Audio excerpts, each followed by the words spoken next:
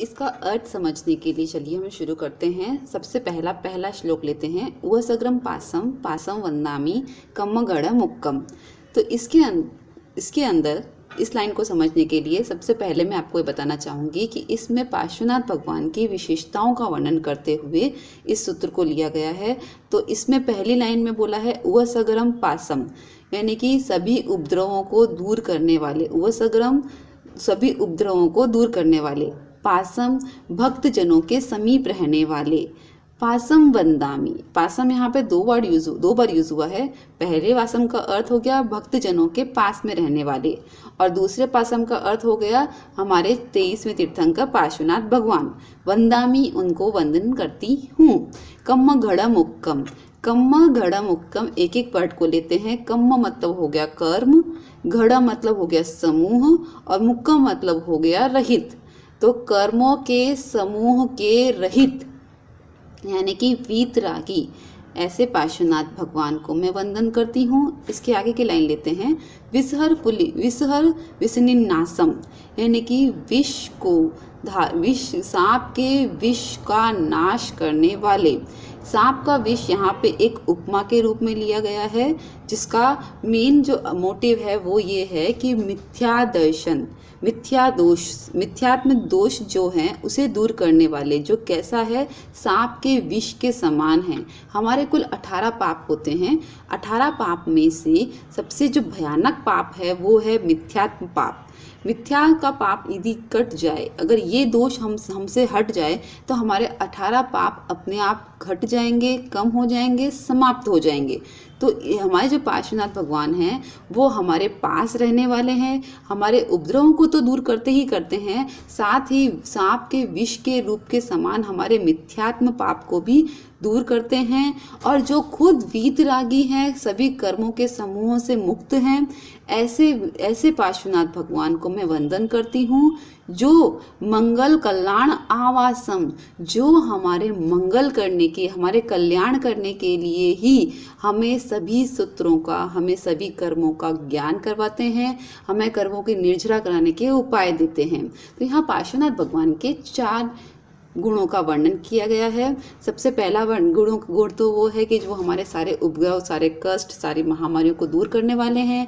दूसरा है कि वो वीतरागी है, वो सभी कर्मों के समूहों से मुक्त हैं। तीसरा है वो सांप के विष के समान हमारे मिथ्यात्मता को खत्म करने वाले हैं। और चौथा है वो हमेशा हमारा मंगल करने वाले, हमारे कल्याण करने वाले हैं। तो ये पूरे अंतरे में पार्श्वनाथ भगवान के गुणों का वर्णन किया गया है। अब दूसरे अंतरे में आते हैं। दूसरे श्लोक के अंदर विसहर पुलिंग मंतम कंठे धारे जो संयमणुओ तस् गहरोग मारी दुट्ठ जराजंती उवसामम। इसके अंदर भद्रबाहु स्वामी जी बताते हैं कि जो व्यक्ति अपने कंठ के अंदर इस सूत्र को रखता है, यानी कि इस मंत्र को धारण करता है, किस मंत्र को, उवसग्रम को, अपने कंठ में। विसहर पुलिंग मंतम, विसहर हो गया विष के नाश करने वाले, यानी कि मिथ्यात्म दोष का नाश करने वाले। इस मंत्र को जो भी अपने कंठ में धारण करेगा, जो भी बोलेगा, कंठे धारी जो संयम मणुओ मतलब मनुष्य, संयम मतलब नित्य, कंठे धारी अपने कंठों में धारण करेगा, यानी कि जो नित्य इसका उच्चारण करेगा, उस मनुष्य का रोग तस् गह रोग मारी दुट्ठ जरा जंती उवसामम। तस् गह रोग मारी का मतलब हो गया कितनी भी रोग हो, कितनी भी महामारियां हो, कितनी भी दुख हो, दुख जरा, कोई भी जरा, यानी कि जरा यहाँ पे बुखार को लिया गया है, ज्वार, जो कि 3 से 4 तरह के हमारे शास्त्रों में बताए भी गए हैं। तो उन सभी का नाश करने वाला है। वो सभी खत्म हो जाएंगे यदि इस मंत्र को कोई भी व्यक्ति अपने कंठों में धारण कर लेगा, तो उसका सब कुछ नाश हो जाएगा। जैसे कथा में बताया गया था कि उस समय प्लेग फैल गया था, तो उस प्लेग को नाश करने के लिए सभी लोगों को भद्रबाहु स्वामी जी ने कहा था कि इस सूत्र को कंठ को अपने कंठों में, अपने गले में कंठस्थ कर लो। इस सूत्र को तुम्हें निरंतर बोलना है और तुम्हारी ये महामारी, ये उपद्रव समाप्त हो जाएगा। क्यों? क्योंकि इसमें पार्श्वनाथ भगवान की स्तुति की जा रही है, पार्श्वनाथ भगवान की आराधना की जा रही है, जो हमारे मंगल कल्याण करने वाले हैं।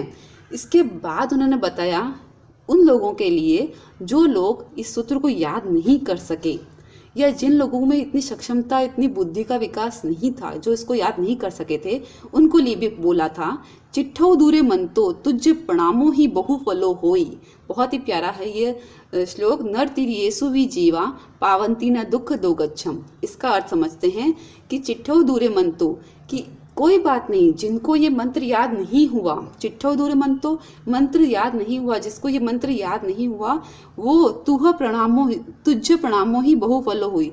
वो सिर्फ पार्श्वनाथ भगवान को दिल से प्रणाम करे, उनकी दिल से वंदना करे, दिल से उन्हें याद करे, तो ही नर तिरियेसु भी जीवा। नर यहाँ पे मनुष्य को बोला है, तिरियेसु यहाँ पे तिर्यंश को बोला है, वह जीवा और हर तरह के जीव, यानी कि नर, यानी मनुष्य जाति के, तिर्यंश जाति के हर तरह के जीवों का पावंती न दुख दो गच्छम। वो दुख नहीं मिलेगा, उसको कोई तरह का कष्ट नहीं मिलेगा। सिर्फ अगर ये मंत्र याद नहीं भी होता तो सिर्फ पार्श्वनाथ भगवान को प्रणाम करो, उनकी आराधना करो, उनको वंदना करो, उससे ही हर एक तिर्यंश को, हर एक नर को कोई भी तरह का दुख और कोई भी तरह का कष्ट नहीं होगा। देखिए कितनी विशालता है उन प्रभु के हृदय में, और कितनी विशालता है रचयिता में कि उन्होंने सिर्फ प्रभु के स्मरण मात्र को ही सम्यक्तता की प्राप्ति का एक साधन बताया है। और आगे हम बढ़ते हैं। तू सम्मत्ते लद्धे चिंतामणि कप्प पाय वब्बहिये।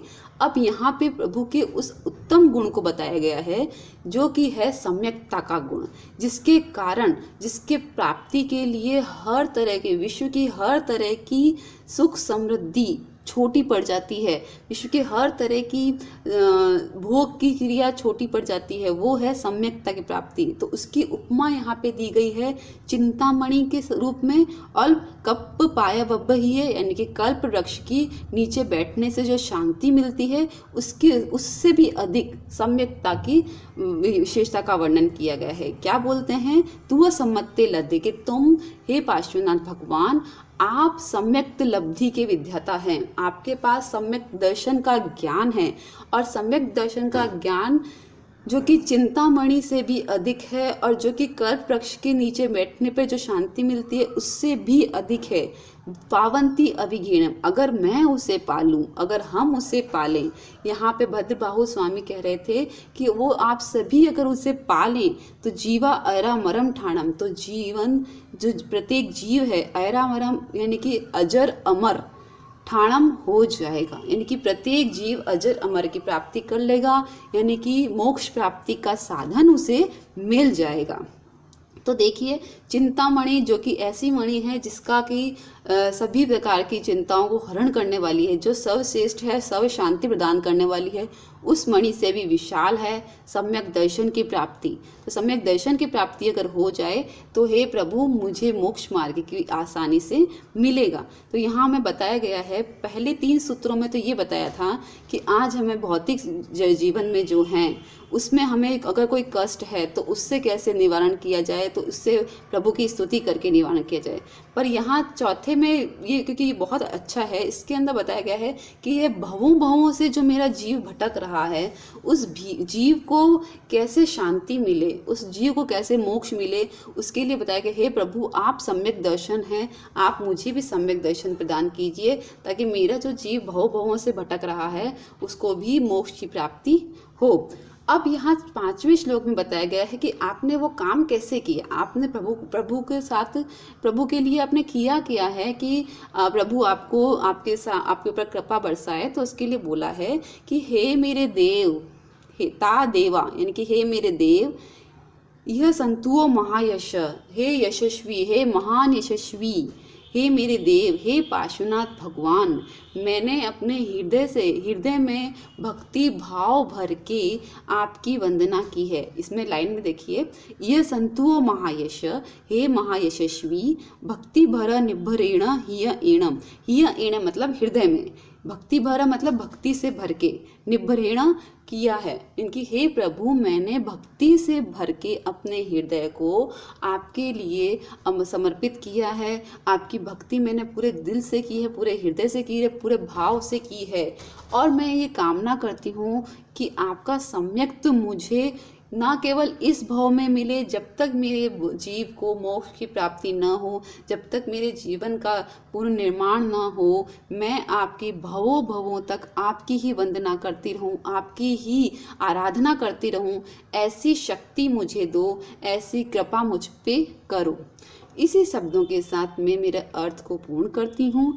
मुझे आशा है कि मैंने इस सूत्र के हर एक पॉइंट को आपको अच्छे से बताया है, जिसमें पार्श्वनाथ भगवान की स्तुति की गई है, पार्श्वनाथ भगवान के गुणों का वर्णन किया गया है, पार्श्वनाथ भगवान हम पे कितने कृपालु हैं कि उनके सिर्फ नाम स्मरण से ही वो अपनी कृपा दृष्टि हम पे बरसाते हैं। अब यहाँ पे वो वीतरागी हैं, वो राग देश से मुक्त हैं, लेकिन जब हम उनके गुणों का वर्णन करते हैं तो वो गुण अपने आप हम में आने लग जाते हैं और हमारी आत्मा भी निरंतर निर्मल होती जाती है। धन्यवाद। आपको ये वीडियो अगर पसंद आया तो जरूर लाइक कीजिए, शेयर कीजिए, सब्सक्राइब कीजिए और आपको कुछ भी इसके बारे में पूछना हो तो कमेंट बॉक्स में जरूर लिखिए। धन्यवाद। जय जिनेंद्र।